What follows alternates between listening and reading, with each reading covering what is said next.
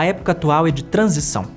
Confundem-se os elementos das duas gerações.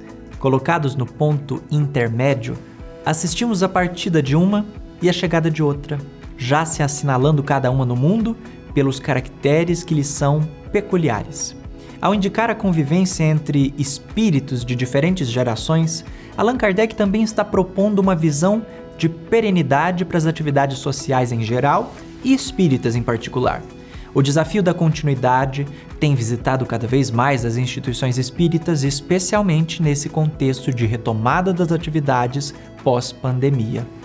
Construir o futuro hoje é um imperativo do tempo presente. Surge, nesse sentido, a necessidade de melhor compreender a contribuição que crianças e jovens têm a oferecer sobre isso.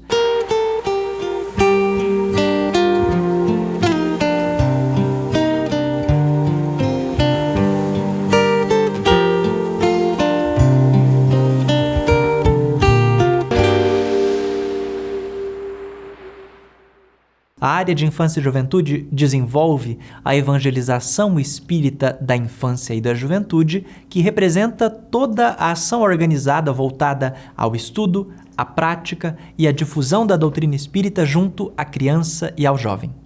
Infância e juventude seriam apenas o futuro do movimento espírita?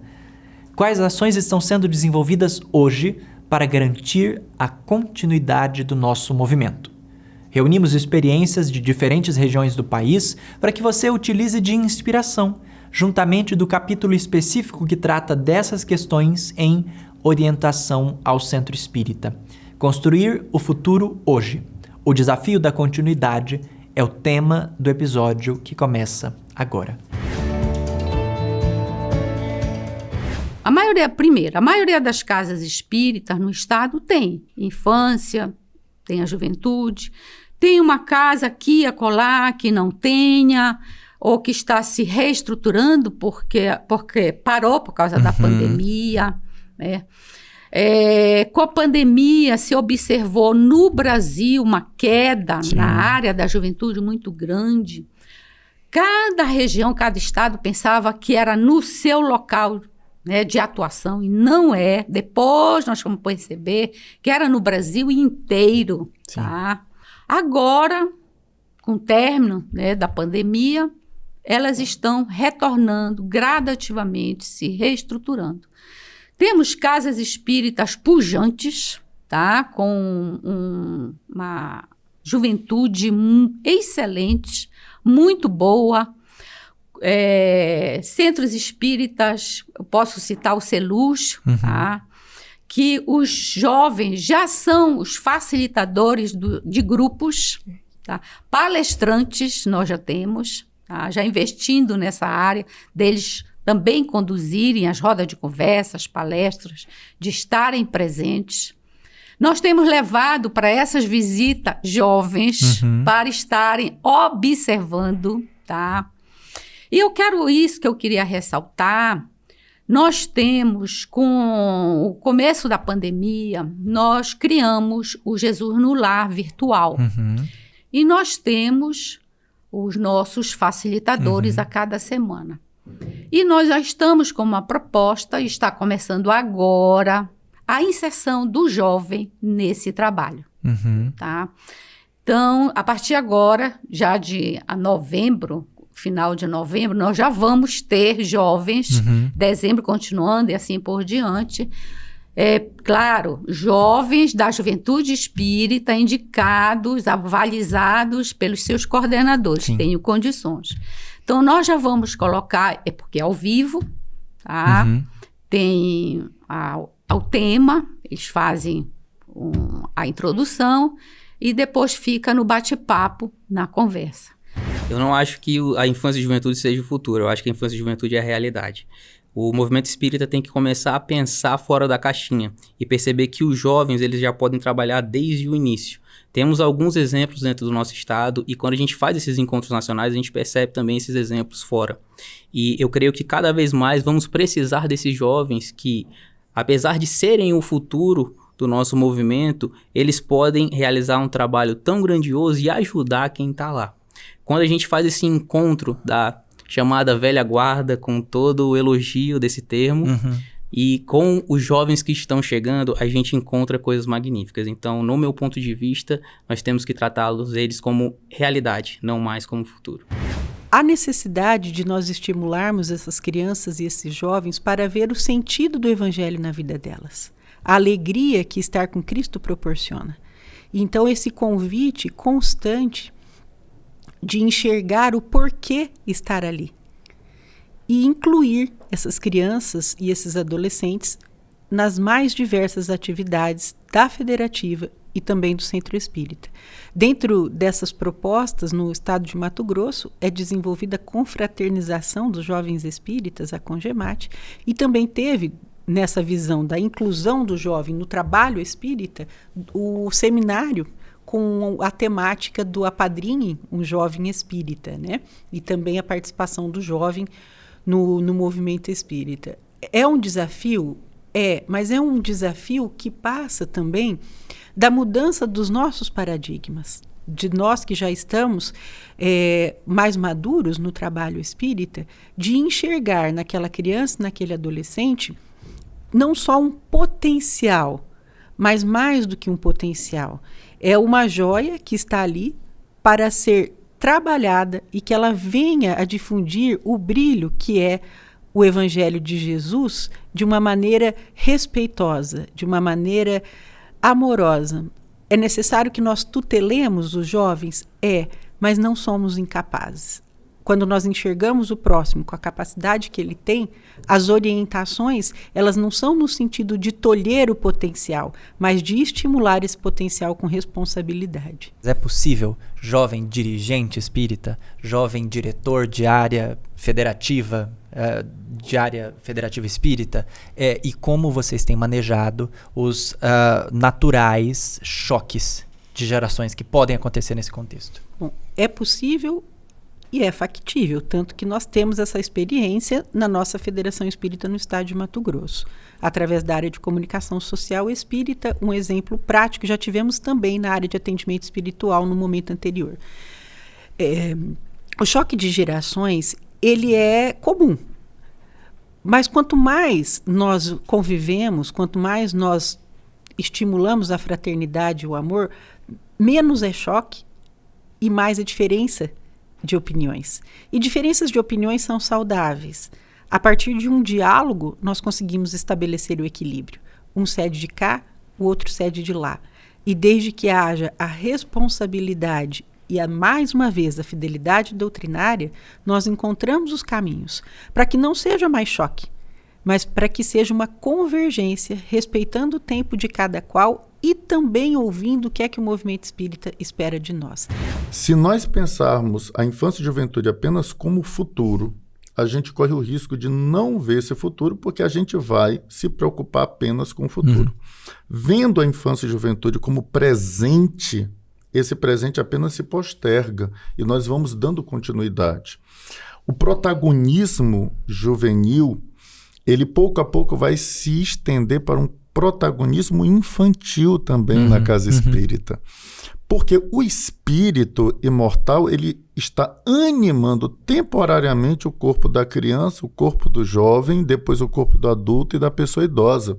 Mas é espírito imortal de toda sorte.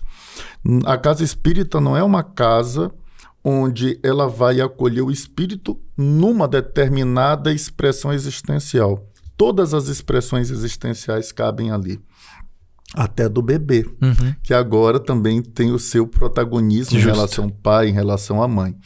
Então, essa perspectiva do presente, do protagonismo, na melhor idade, a gente costuma dizer, olha, a melhor idade é a idade onde nós estamos, porque essa expressão da existência que temos no momento, e é disso que a gente quer falar. A casa espírita, a realidade presencial dela é essa, e se eu me sentir protagonista e presente nessa instituição na idade que estou, amanhã eu vou continuar sendo.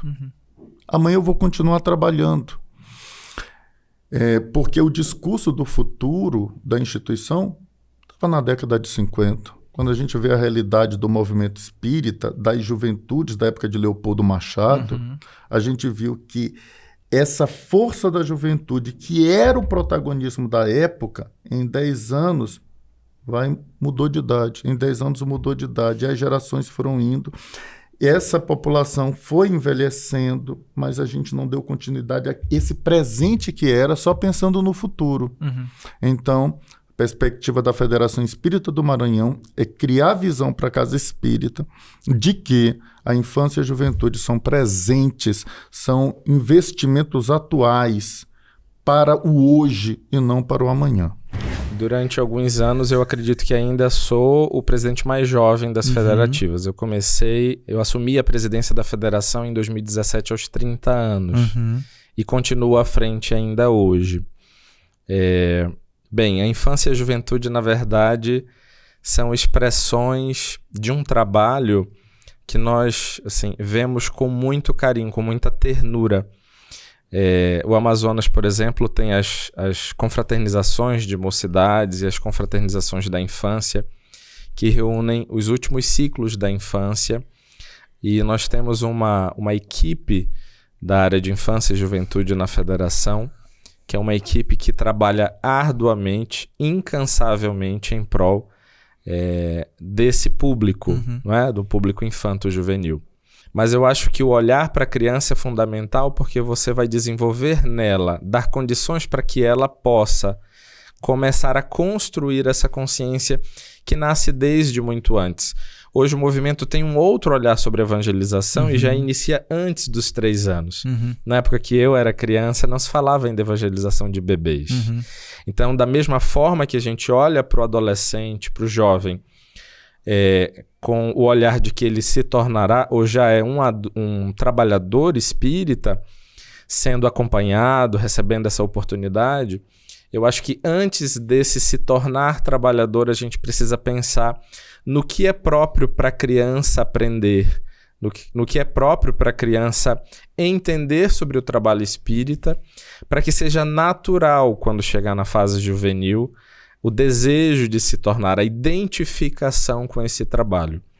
Como você falar de difusão, né? Divulgação, o esclarecimento, se não há estudo, né? Então era a época do grande esforço dos ESGs, né? Dos grupos de educação mediúnica, ou seja, a palavra era estudo. E dentro dessa ideia do estudo, a ideia que nós desenvolvemos e sustentamos muito. Não, temos que dar oportunidades para os jovens. Mas não era para os jovens fazerem as atividades acessórias, né? Então, quando na época a gente falava assim, vamos deixar um espaço, queremos ver os jovens que se candidatem e possam, né? Tenham, obviamente, não é porque ele é jovem que ele vai ganhar o lugar. Não, vamos garantir o lugar do jovem, mas o jovem que se habilitasse, que tivesse condições, vamos vê-los fazer uma palestra, conduzir um estudo. Então, nós temos um movimento de mocidade, né, que nós chamamos de Emero, que é o encontro, que foi iniciado, foi sustentado, foi proposto, foi sustentado pelos jovens do estado de Rio Grande. Então, quem criou o grande movimento de juventude, que hoje nós temos aí só a continuidade dele, foram os jovens da época, que hoje de jovens não tem mais nada, são alguns já são até avós já, né? Então, os jovens sempre teve esse espaço, claro, com as diferenças locais de alguma direção de uma casa ou outra, não posso dizer que isso é uma regra geral, aonde evidentemente o espaço para eles não é apresentado como sendo algo que a gente tem que investir no jovem para o futuro. E mesmo a ideia da infância, né? A ideia da infância, digamos assim, é apenas uma juventude mais recente. Assim, a visão correta é essa. Quem é a criança? A criança é o jovem mais novo. Então, você tem que estar focando que isso é uma continuidade. Então, a nossa visão lá é essa visão que eu acho que é a correta. Não tem esse negócio de... É que nem o Brasil é o país do futuro. Não, o Brasil não é o país do futuro. O Brasil é o país do presente. O futuro dele vai depender do que você está fazendo hoje, né? Então, muitas casas dentro do nosso movimento espírita surgiram não só com incentivo, com o apoio, ainda que com, obviamente, tenham sido bancados pelos mais experientes, mas surgiram e foram mantidos E as casas estão hoje aí consolidadas por conta desses mesmos jovens dessa época, dessa geração. Depois a gente notou parece que no Brasil todo houve um processo, um certo refluir, né? Mas isso está voltando com força total e eu acho que esse é o caminho, cara. Depois dessas falas que a gente tem ouvido, né, a respeito dos jovens, né, a nossa área de educação criou um espaço dentro do CERJ, que é o Ocupa CERJ. Legal. Que tem sido, assim, muito legal. Agora, em novembro, nós vamos ter mais um. Então, o que acontece? Abrir o espaço da federativa para que o jovem não só ele crie o hábito de ir à federativa, de encontrar com tantos amigos, de desenvolver atividades, os projetos. Então, isso está acontecendo. Agora, em novembro, vai ter a 3ª edição, né? Então, a gente se preocupa com isso. Criou-se também o Evangelho no Lar, organizado pelos jovens. Então, são eles que fazem, né? Então, são indicados jovens de vários grupos de mocidade, né? Para que eles, então, participem, eles façam a questão do protagonismo juvenil. Sim. Então, a gente tem esse tipo de atividade e a gente também está se reunindo com todos eles com relação à confraternização que ocorre sempre durante o Carnaval. Então, nós também nos preocupamos, inclusive, quando a gente pede, né, olha, você vai participar, você dirigente, você vai participar, leva um jovem. Né? Vamos verificar como é que está a ação, né? O trabalho da mocidade na casa espírita, né? Até porque depois da pandemia sim. Mudou o quadro, não é? Então, dessa forma, a gente também a gente quer estar discutindo com eles a respeito disso, né? E a gente também está estimulando todo tipo de encontros da arte. Sim. Né, que a gente tem no Rio de Janeiro uma tradição boa, né, do trabalho de arte. Então, há essa movimentação no sentido de saber o que a gente está fazendo, como é que a gente está fazendo, o que nós podemos fazer. Lembrando, né, o jovem não é o futuro, ele é o presente. Nós todos estamos já com uma certa idade, né, e a gente está precisando, né, trazer esses amigos queridos para o nosso trabalho.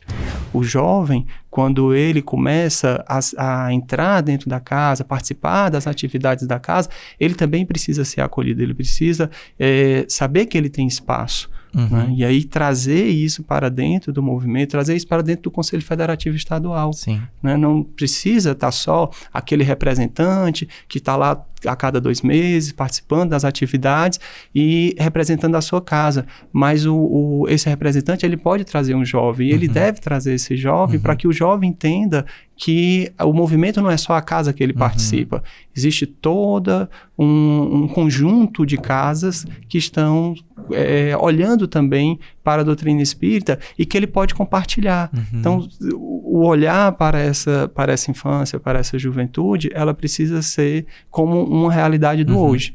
É um desafio. Mas é um desafio bom, sabe? É um desafio bem interessante de você tá vivendo, de eu estar vivendo nesse momento, tendo essa oportunidade, né? E lidar com esse choque geracional, né? Onde nós temos o papel de incluir esse jovem dentro do movimento espírita, de acolher esse trabalhador que está há mais tempo dentro do movimento espírita e entender que nós somos um. Entender que o movimento precisa ser unificado, aonde esse jovem precisa estar tendo o seu papel, precisa ter o seu espaço, e aquela pessoa que está mais tempo no movimento, ela também precisa fazer parte, ela precisa ser valorizada nas suas ideias, né, no que ela já tem de vivência. Às vezes, eu não sei a realidade de outras, a gente ouve, mas a nossa é assim. Na infância, muitas vezes você tem as salas cheias de crianças ali. Entra no primeiro, segundo ciclo ali da juventude, tudo bem. Chegou na época do final do ensino médio para a faculdade, foram embora os nossos jovens. Então, sobra muito pouco. Então, a gente tem feito, conversado muito. Todas as nossas formações não são só com evangelizadores. Sim. Há um momento que ele é realizado com os dirigentes das casas. Nós temos encontro de juventude anual. Então, ali nós temos a participação. Estamos ampliando, nós estamos tendo encontro de juventudes no interior do estado, que nós não tínhamos. E queremos chegar num dia, assim como o Rio de Janeiro, trabalhar, né, em todo o estado simultaneamente. Temos, entre uma confraternização e outra, nós temos feito atividades em que realmente a gente possa confraternizar com esse jovem. E nós tivemos uma experiência muito, para mim, gratificante, que nós tivemos um jovem que tinha se afastado e ele se envolveu com a drogadição e chegou a ficar nas ruas por umas 2 semanas. E a coisa mais linda, ele buscou a evangelizadora. E aí nós nos unimos para colocá-lo em uma clínica e todo o apoio é dado pelo movimento espírita. Então, os desafios são muito grandes, mas para esse jovem se lembrar da evangelizadora e procurá-la, isso é algo assim que vale a pena. E se fosse só o futuro? Então, é hoje. Algumas instituições no nosso estado, mas são poucas, desenvolvem um trabalho bom. A grande questão é a gestão do centro, fazer com que os participantes, os frequentadores do ESD, da palestra, do mediúnico, os adultos, eles entendam isso e procurem trazer as suas crianças e os seus jovens. Eu diria que a infância, ela tem um ritmo já, um ritmo mais consolidado. Porque a criança é mais fácil de você conduzir ela e tal. O jovem, não. O jovem, todo o Brasil está falando isso, você tem uma certa dificuldade que é dar continuidade. Você chega ali 17 anos, quando vai passando para essas fases, o movimento espírita tem tido uma dificuldade de manter esse jovem. Há muitos trabalhos exitosos.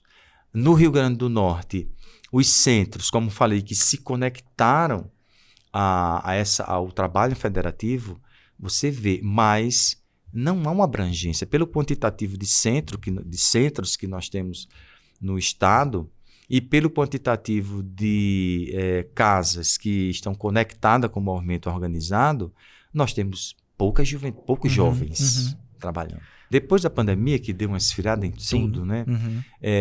A turma preparou os encontros, né? Voltando agora para os encontros de juventude, e ele vai numa progressão. Ele está, a cada ano, ele está aumentando o quantitativo. A gente, nesse momento, Tiago, não está preocupado com quantidade. Sim. A gente está preocupado que o jovem que esteja lá, ele esteja feliz e ele esteja conectado a tudo isso, porque eu acredito que pela a própria força do progresso, os jovens vão observar, é natural, porque é uma busca do espírito imortal, é uma busca do ser. Ele vai buscar a doutrina espírita para as suas respostas.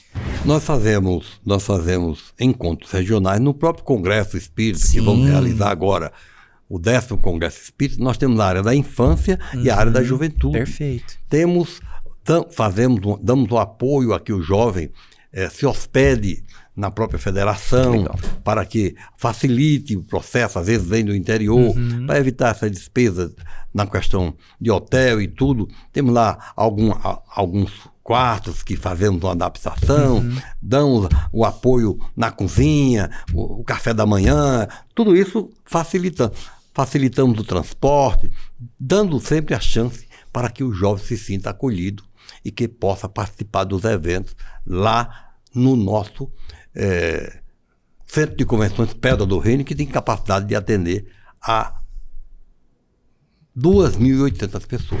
Eu penso que quem acredita que jovem é futuro, a casa deve estar vazia. E não deve ter jovem, né? Eu acho que jovem até, assim, a juventude é coisa de passado, inclusive. Que se você não trabalhou lá atrás, seja como família espírita, no seu lar, a doutrina espírita, seja como trabalhador no centro espírita, você não criou espaço para acolher seu filho, o filho dos seus colaboradores, das famílias que você recebe, devem estar esvaziadas. E deve ser aquelas casas que você chega e está cheio de cabelo branco assim, e você não vê jovem, né? E acho que a minha pandemia foi fantástica porque trouxe também um espaço para que esse jovem pudesse ser resgatado dentro da casa espírita, né? Seja no uso das tecnologias ou até na capacidade ali de integrar, de manusear, de fazer.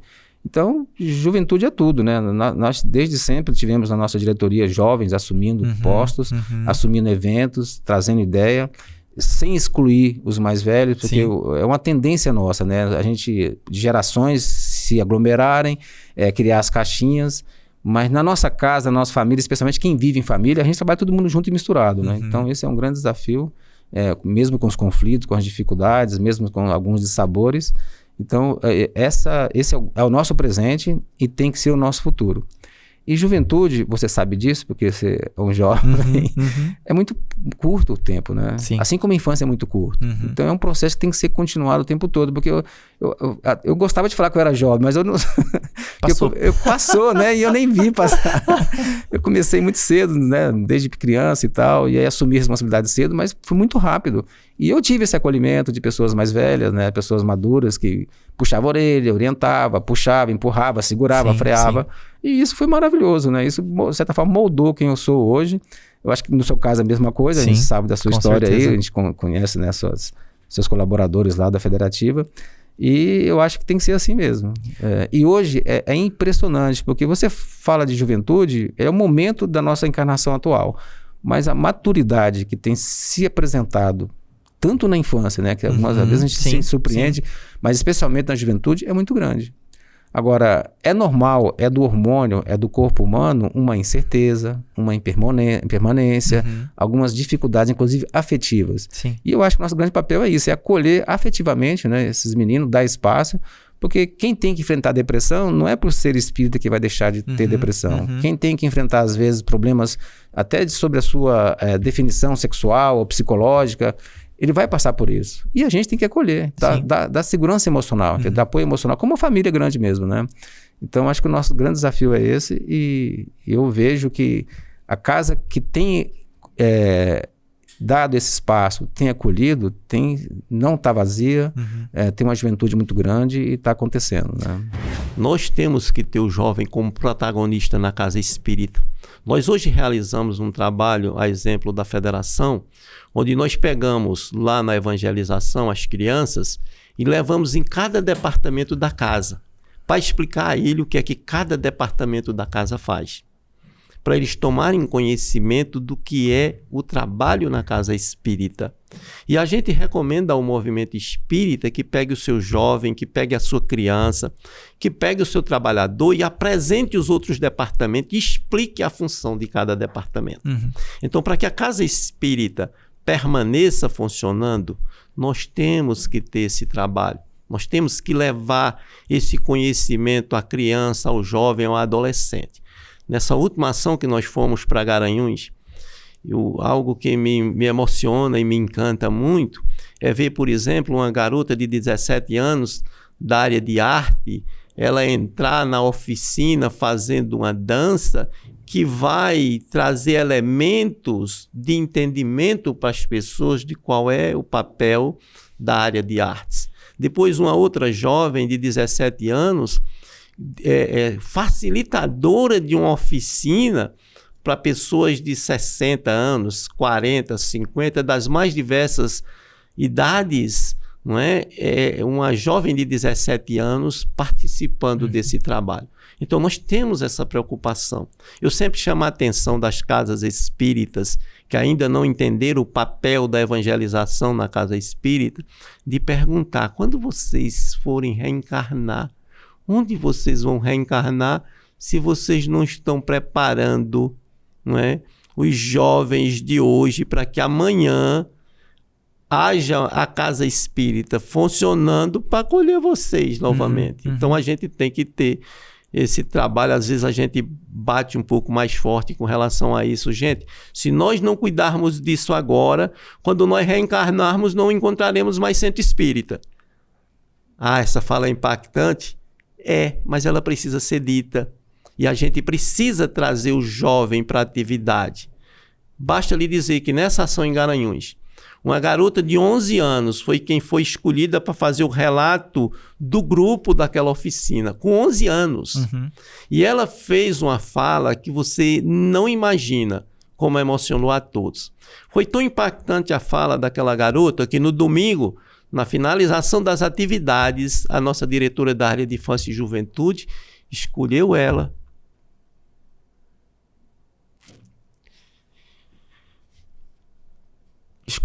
Desculpa, gente. Tem que desculpar, não. Escolheu ela para fazer a prece. E ali, todos choramos juntos. Como estão sendo desenvolvidas as atividades de infância e juventude por aí? Quais ações podem ser realizadas para ampliar essas frentes de trabalho? Conta pra gente as suas experiências aqui nos comentários. Lembre-se de passar adiante esse vídeo e de reunir a sua equipe de trabalho para conversar sobre isso, para multiplicar as possibilidades. Reveja os episódios de orientação ao Centro Espírita no canal da FEB TV no YouTube e no site oce.febtv.com.br, onde você também encontra esse e outros documentos orientadores. Nos vemos na próxima semana. Até lá!